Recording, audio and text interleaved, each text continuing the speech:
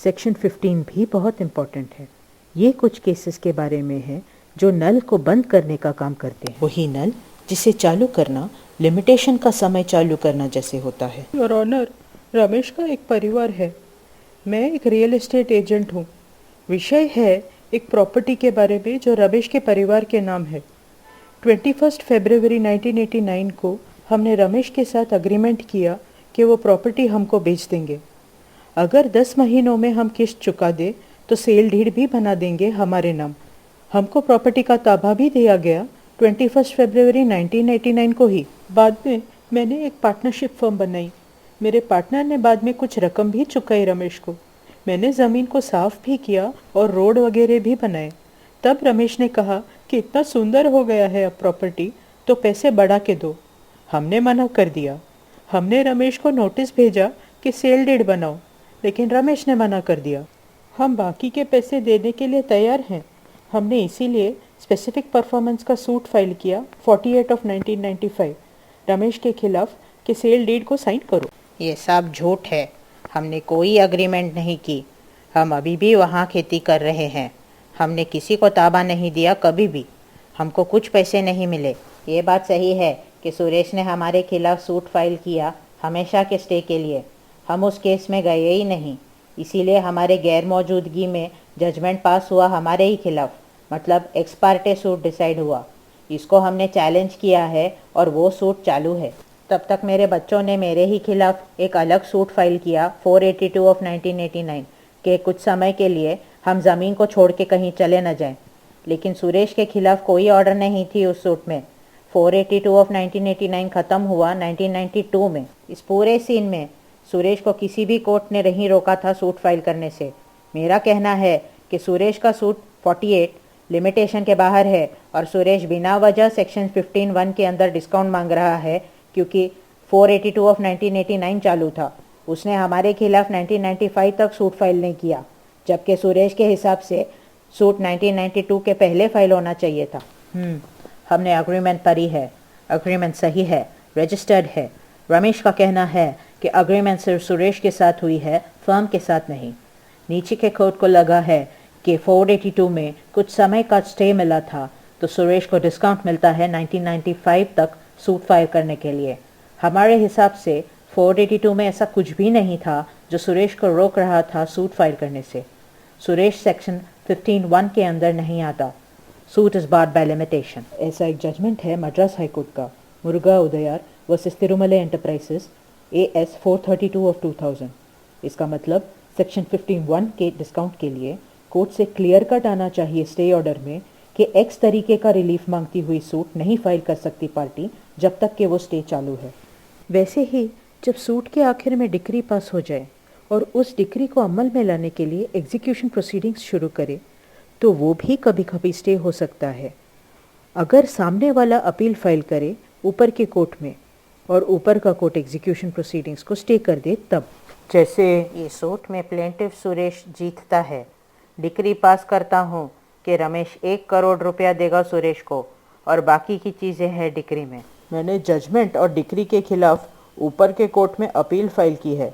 ये रहा ऊपर के कोर्ट का स्टे ऑर्डर इस एग्जीक्यूशन प्रोसीडिंग्स के बारे में कि जब तक मेरा अपील डिसाइड न हो जाए ये एग्जीक्यूशन प्रोसीडिंग्स स्टे हो जाए। ऐसे दोनों मौक़ों पे जिस दिन ऐसा इंजंक्शन या स्टे ऑर्डर पास हो और जिस दिन तक वो चालू रहे, इतना पीरियड लिमिटेशन में नहीं गिना जाएगा।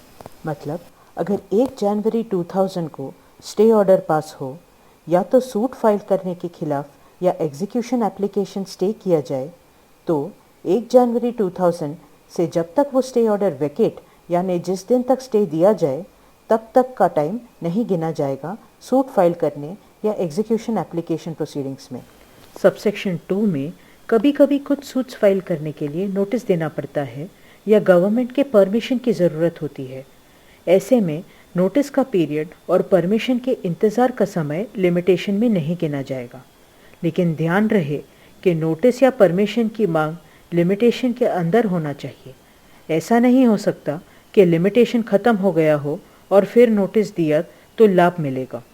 ये एक्सप्लेन किया है Messrs. Disha Construction and others versus State of Goa and another Civil Appeal 10763 of 2011 में। ऐसे केस में जिस दिन एप्लीकेशन फाइल किया जाए और जिस दिन गवर्नमेंट या अथॉरिटी का परमिशन मिले, ये 2 दिन और बीच का पीरियड की छूट है। जब किसी इंसान को दिवाला घोषित करने का केस चल रहा हो तो उसका केस सुलझाने रिसीवर बोल के एक ऑफिशियल अपॉइंट किया जाता है। जब कंपनी का दिवाला निकल गया हो तो उसके मैटर सुलझाने लिक्विडेटर बोल के एक ऑफिशियल अपॉइंट किया जाता है। इन रिसीवर या लिक्विडेटर को कई बार सूट या एग्जीक्यूशन प्रोसीडिंग्स फाइल करने होते हैं। इन रिसीवर या लिक्विडेटर को अपॉइंट करने के लिए भी कोर्ट में प्रोसीडिंग्स फाइल करने होते हैं। सबसेक्शन 3 के हिसाब से जब कोई रिसीवर या लिक्विडेटर अपॉइंट करने के लिए केस किया जाए तो जिस दिन से इनका अपॉइंटमेंट के लिए फाइल किया गया है प्रोसीडिंग्स, उस डेट से इनके अपॉइंटमेंट के बाद के 3 महीने बाद तक के पीरियड की छूट है इन रिसीवर या लिक्विडेटर के द्वारा सूट या एग्जीक्यूशन एप्लीकेशन फाइल करने के लिए। सबसेक्शन 4 के लिए ए वर्सेस बी के एग्जीक्यूशन एप्लीकेशन 123 ऑफ 2000 में जजमेंट आया था कि बी अपने प्रॉपर्टी को बेच दे और उससे मिले पैसे ए को दे दे। मैंने खरीदा वो प्रॉपर्टी। अब बी ने 123 ऑफ 2000 के जजमेंट के खिलाफ अपील फाइल किया है, अपील 578 ऑफ 2010। अब मुझे अपील 578 ऑफ 2010 के ख़त्म होने तक इंतज़ार करना होगा खुद प्रॉपर्टी के ताबे के लिए केस करने। लेकिन अपील 578 ऑफ 2010 के शुरू होने से ख़त्म होने तक का टाइम नहीं गिना जाएगा मेरे सूट के लिमिटेशन में। सबसेक्शन 5 है, अगर किसी को किसी ऐसे इंसान के खिलाफ केस करना हो जो देश के बाहर है तो उनके वापस आने तक का टाइम नहीं गिना जाएगा।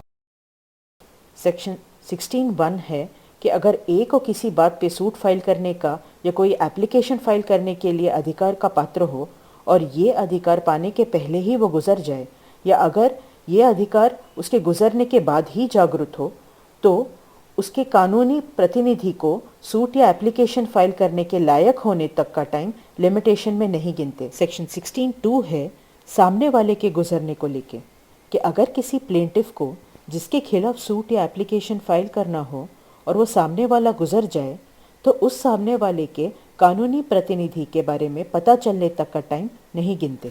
सेक्शन 16(3) है कि सेक्शन 16(1) और 16(2) कुछ केसेस में नहीं लागू होते, जैसे प्रीएम्पशन सूट, यानी हमारे अग्रीमेंट के मुताबिक तुम तुम्हारा प्रॉपर्टी किसी को भी बेचने के पहले मुझे खरीदने का एक मौका दोगे। ये है मेरा right of preemption. Possession of immovable property यानी अचल प्रॉपर्टी के कब्जे के लिए।